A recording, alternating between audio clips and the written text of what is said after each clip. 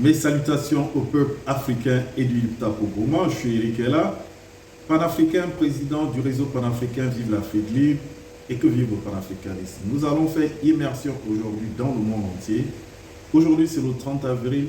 C'est le jour où nous menons une manifestation internationale mondiale au soutien au capitaine Ibrahim Traoré du Burkina Faso qui subit des tentatives d'assassinat, des tentatives de déstabilisation et aussi des attaques de la communauté internationale par le général anglais, je crois que c'est comme ça qu'il s'appelle, le général américain qui s'occupe de gérer les intrigues américaines au niveau de l'Afrique.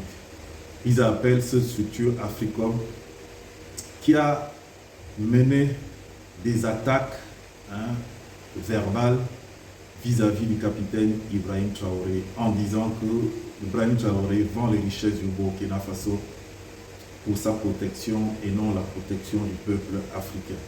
C'est la démonstration que l'Afrique entière a faite aujourd'hui pour montrer que c'est un menteur, que les Occidentaux sont des menteurs et les Américains et leurs amis de l'OTAN, c'est-à-dire la France en premier lieu et tout le reste, n'ont pas compris qu'ils ont affaire à une autre génération et que toute l'Afrique maintenant a les yeux ouverts et est très mobilisée pour revendiquer leur souveraineté, pour revendiquer les meilleures conditions de vie, pour revendiquer la vraie démocratie, pas la démocratie télécommandée depuis Paris, depuis New York, en plaçant des vassaux, des présidents qui vont investir dans les pays européens, américains, sans investir dans leur pays, des présidents qui ne cherchent que s'enrichir. Nous voulons des présidents comme Ibrahim Traoré, qui sacrifient leur vie pour le peuple, qui n'ont aucun compte en France, en Suisse, aucune maison, aucun investissement en Europe.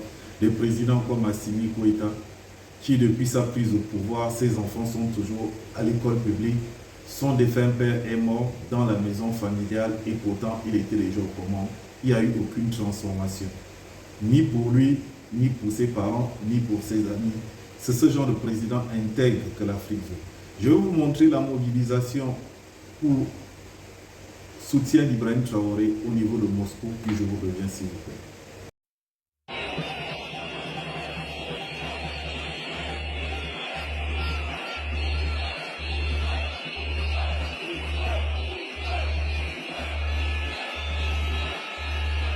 Vous avez vu la très forte mobilisation au niveau de la Russie.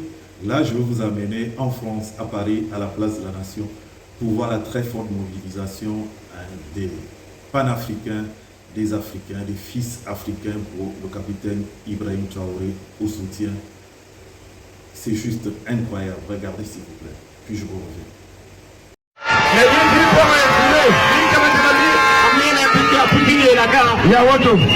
Mon fils Ibrahim Traoré. Voilà, mon fils,